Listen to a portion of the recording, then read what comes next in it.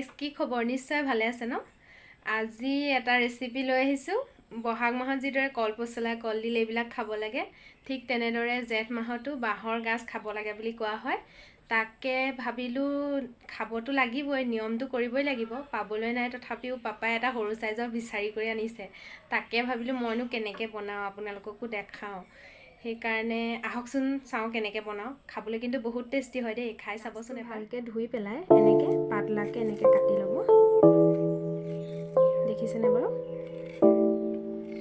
পাতলা হ'লে খায়ো ভাল লাগে আৰু সিজেও ভালকৈ পটককৈ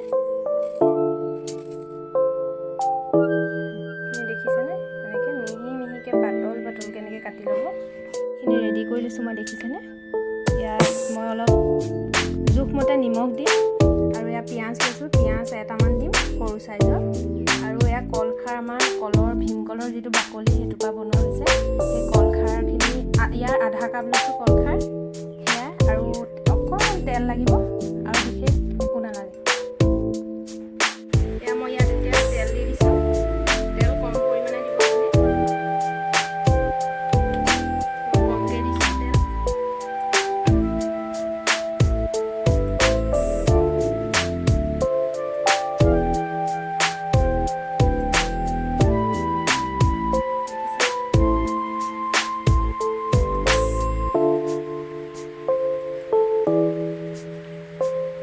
পিঁয়াজখিনি দি দিম তেলখিনি গৰম হ'ল এতিয়া মই পিঁয়াজ দি দিছোঁ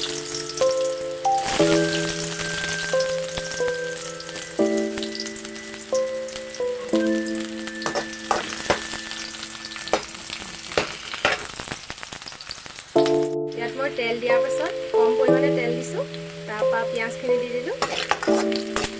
ভালদৰে সিজাৰ পিছত পিঁয়াজখিনি সেইখিনি ঢালি দিম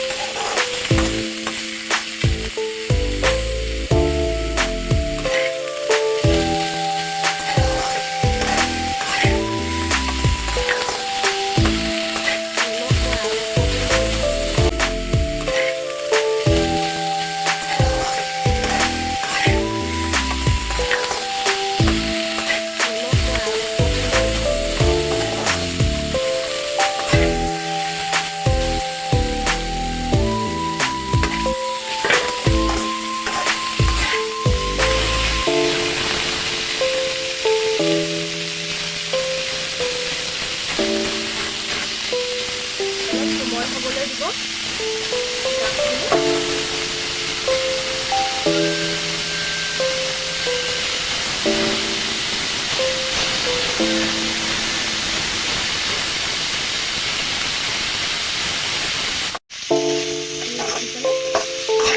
ভালদৰে সিজি গৈছে